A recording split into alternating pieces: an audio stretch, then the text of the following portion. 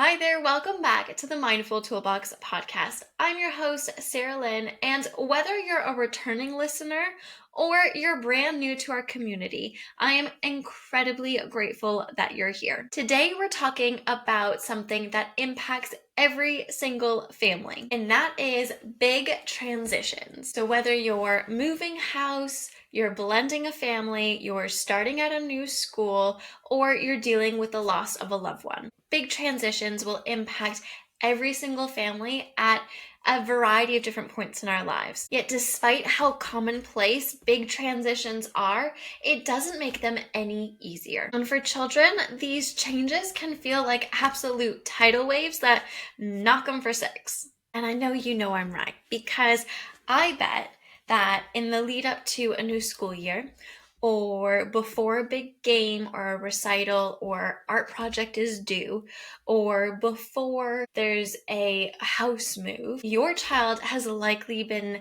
withdrawn, anxious, or even defiant. And this is totally normal because when change happens, everyone feels a little bit uncomfortable. But I bet seeing them go through that uncomfortableness makes you feel helpless. You just want to be their support system. You want to be able to take away the frustration, the pain, the anxiety. But it's often not possible because it's not really your job. Your job is to be their safe harbor to go through and feel those emotions. If you want to learn how to do that, how to support your child during those big transitions, then this episode is just for you. But Sarah Lynn, who are you? How do you know about the impact of big changes? Or what do you know about the hardships of going through big transitions? Well, if you haven't seen the Bettering Youth website, or if you haven't listened to our introductory podcast, it may come as a shock to you. But I attended 11 different schools before I reached university. Yeah. And we moved consistently. And I'm a child of a divorced family. So instability, change, constant reintroduction of myself, that's deeply rooted within me. So I think it's safe to say that I didn't just study this and I haven't just seen it from my students' perspective. I myself have lived it. I've lived walking into a room more times than I can count where I didn't know anyone. I've had to learn new routines, figure out where the washrooms are, and basically start from scratch again and again and again. And I know what it's like to crave stability and stillness, but constantly be in motion. My past, while it was difficult, I am truly grateful for it because it is what gives me a deep empathy when working with students and children. And it's why we're here today, because I understand what it feels like to go through really big transitions and not have the skill set to support me while I'm going through them. Whether it was when I was crying on the bathroom floor, so overwhelmed with going to a new school that I thought I was literally on my deathbed because physically I was so ill. Or it's the knowing of what it feels like to dissociate and withdraw and go inward when my parents separated, or the sheer lack of wanting to go along to get along and instead digging my heels in at every single turn possible because it made me feel like I had a little bit of control. Today, I'm going to walk you through why transitions are so difficult for kids in particular, the neuroscience that is happening behind the scenes within their brain, and we're going to open up the Mindful Toolbox and check out some practical calming tools that you can start using today. Let's get into it.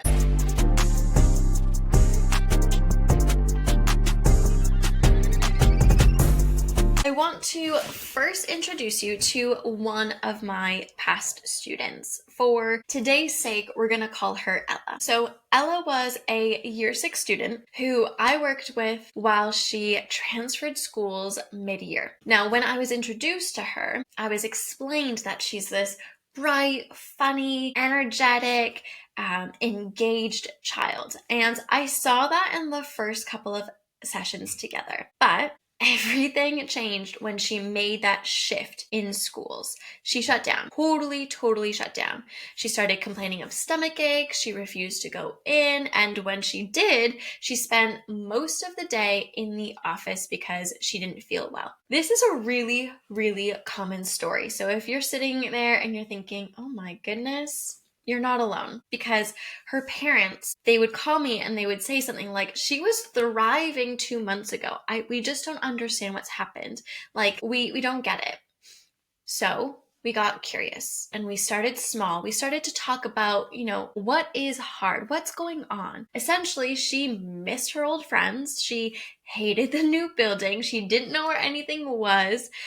There was a list my arm long of all of the things that were wrong and that just didn't sit well with Ella, with this student. And I think what's interesting is that I could relate to feeling like the new kid and how it was so uncomfortable when the teacher called your name for the first time and everyone turned to look at you.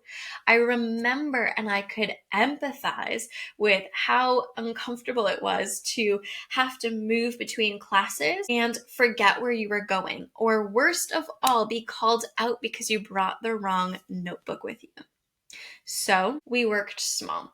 We created a map of her new school, which, we revised it just like we would her studies. We set a small goal of saying hi to a new person every day, which was not easy, so far outside Ella's comfort zone. And I'm still, to this day, so proud of how she took on that challenge. And when things became a little bit overwhelming, we had tools that we had previously practiced that helped her to settle her nervous system. Whether it was our mindful breathing techniques, which we've gone through in previous episodes, if it was guided journaling that helped her kind of move through and process some of her feelings, or it was just finding ways to soothe herself through touch or smell. These small anchored moments, just 5 minutes a day, these made such a big difference. And a month later, Ella was leading a group project in science class. Snaps for Ella. It sounds like such a small thing, right? Like we think, oh, well, when your child moves school, they'll just get on with it. Some students can. Some are built for change and they like meeting new people and they're excited and invigorated by that newness. But for others, the unpredictable new space causes them to completely shut down and you lose who you know your child to be. So what I learned from Ella and from countless other children like her is this: the more unpredictable the outside world is, the more kids need internal stability and emotional anchoring. That's what I've learned. The more unpredictable it is out there, the more they need to be grounded within. Like always, we like to explore different scholarly articles or different thought leaders to ensure that I'm giving you stuff that is of the now. So what we're going to do is we're going to unpack why transitions are so hard. And we're going to do that through the lens of Dr. Bruce Perry, who is the author of a book that I recommend again and again and again. And it's called What Happened to You? Now, in this book, Dr. Bruce Perry states that in times of uncertainty, children need rhythm, regulation, in relationships, because when we go through transition, it disrupts rhythm.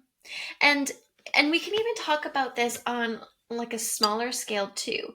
When we're thinking of moving between school term to half term, or school time to summertime and then back again, or you've gone away for the weekend and now bedtime routine is totally out the window.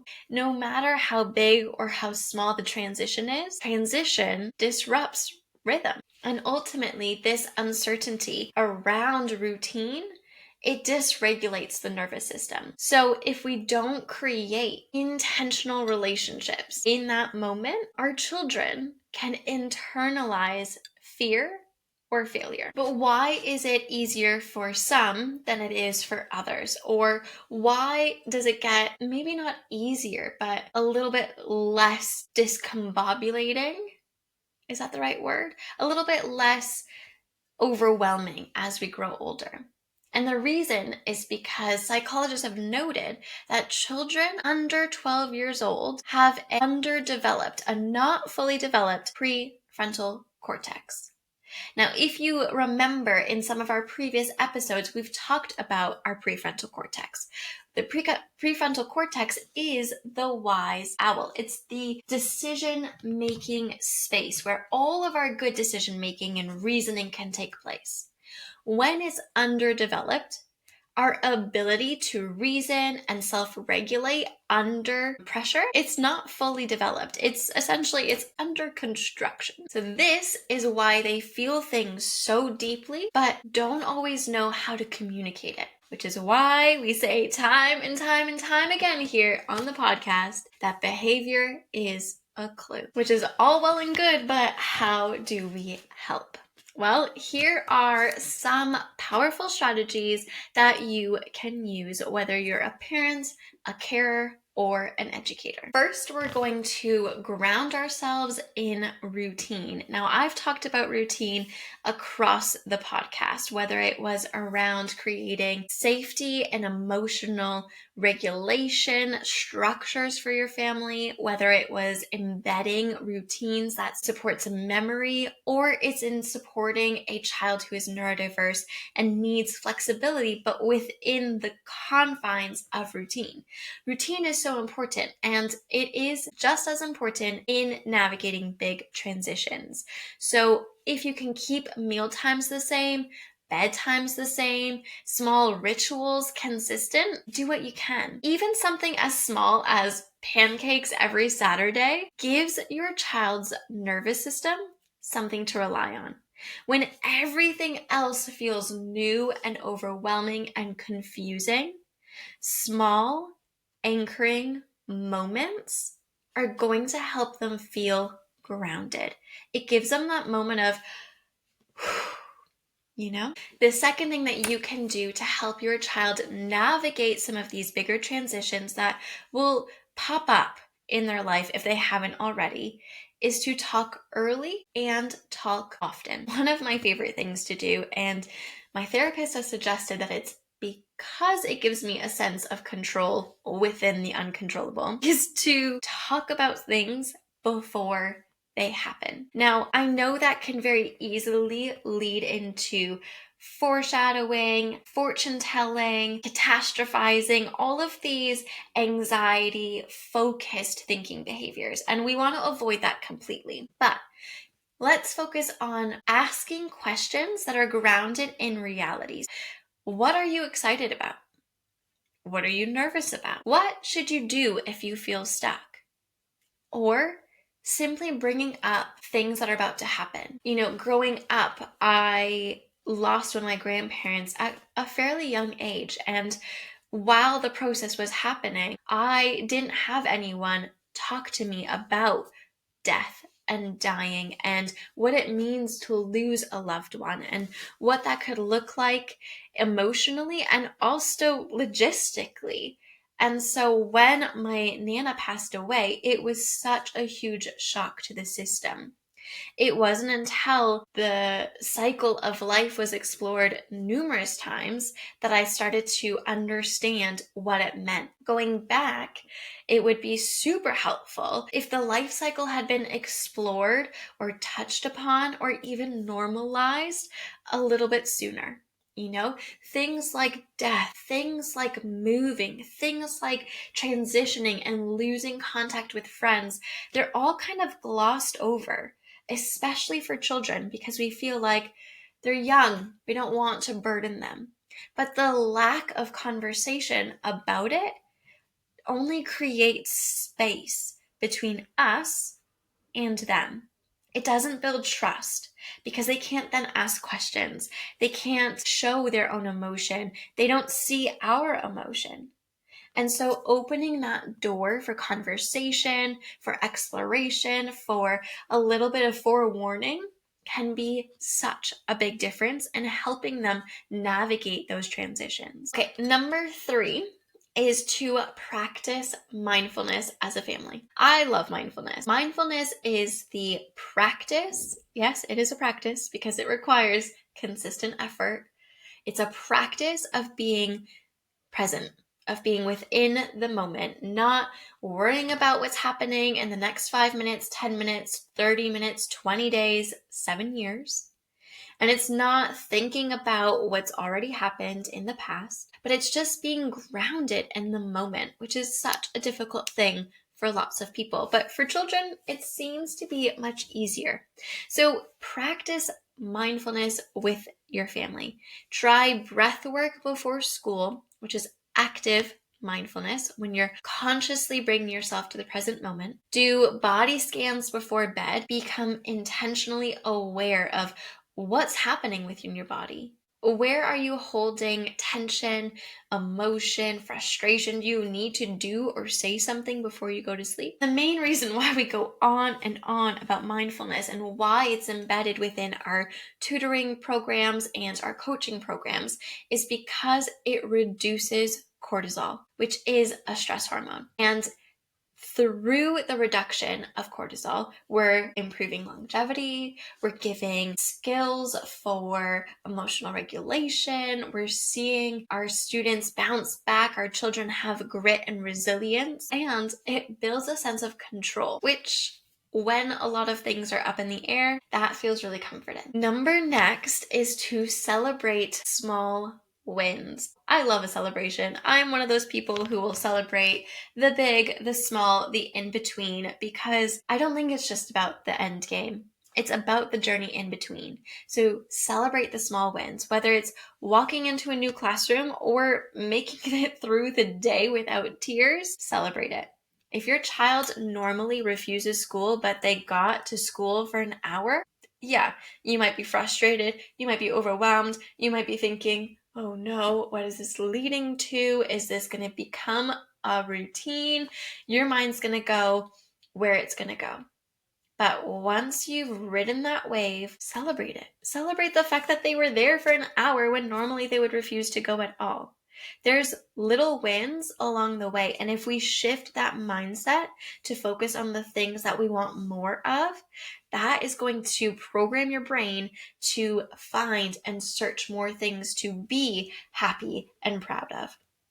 Because progress isn't linear, and your child needs you to notice the effort that they're putting into their journey. Okay, so as an educator, I'm always looking for ways that we can make things actionable. How can we grab something theoretical like the tools that I've just given you and turn them into things that we can apply today? So I want to give you 2 things that you can do today. The first is to build a new rhythm. I want you to sit with your child and co-create a simple routine together. If they're getting ready for a transition, because let's focus on the one that's imminent, which is September, which means school or potentially headed off to college or university, so some form of academics, the routine is going to be different because they're in a new school, it's a new school year, they've got different clubs on different days. Can you sit with them and co-create a simple routine together? Can you embed things like, you never clean your room, and it's a tool that I've wanted you to do. So I've talked to you about, cleaning your room for one song, which is a tool that I've given you, but you just don't use it. So I'm going to implement building a routine. And can we create a routine where while you're brushing your teeth every night, you're tidying something up? It might not be the best example because you have to brush your teeth and move things around, but you get what I'm saying. While you're brushing your teeth, you're revising your top 5 keywords that you learned that week. Is there a way that we can start building a routine that helps them feel settled? And the second thing that I'm going to share with you is to create a space for emotional check-ins. That can be our physical space, which we talked about in our emotional regulation podcast. So creating a calm corner, a symbol for you, whether it's our blanket that they wrap around themselves and that that they want you to go and do some co-regulation with them. or it's just a time within the day where you can sit and you can ask them, how are you feeling about all of this? What's something that we can do to make it easier? Whether it's on the drive to school, on the drive home from school or club, or it's sitting down at your family dinner when you're having those family meetings every week. As you can see, a lot of these tools that we've provided specifically in supporting transitions are tools that we've talked about in previous episodes. And that's because big transitions often bring about dysregulated emotion. So, dysregulated emotion needs emotional regulation. Because what I don't want to happen is for you to have this narrative that big transitions equals big breakdowns. It doesn't have to. With mindful routines, emotional language, co-regulation, you can absolutely help your child not just to survive change, but to grow through it and to be someone who can adapt easily as things flow through life. Okay, if you found this episode helpful, make sure you follow and share it with another family who's walking through a transition right now. And if you want extra tools, checklists, or bonus scripts to help your child in times of uncertainty, join our newsletter. The link is going to be either down below in the description if you're listening to this as a podcast on any of your favorite podcast providers, or down in our YouTube description box. And don't forget, as always, to set a reminder 2 Thursdays from now where we will be back for episode 10 of the Mindful Toolbox Podcast. Thanks again for welcoming me along your child's journey. I am so grateful to be here. I hope this has been helpful for you. If it has, don't forget to hit subscribe, and we will see you very soon. Cheers. Episode 9. Gunther, hit the lights, baby.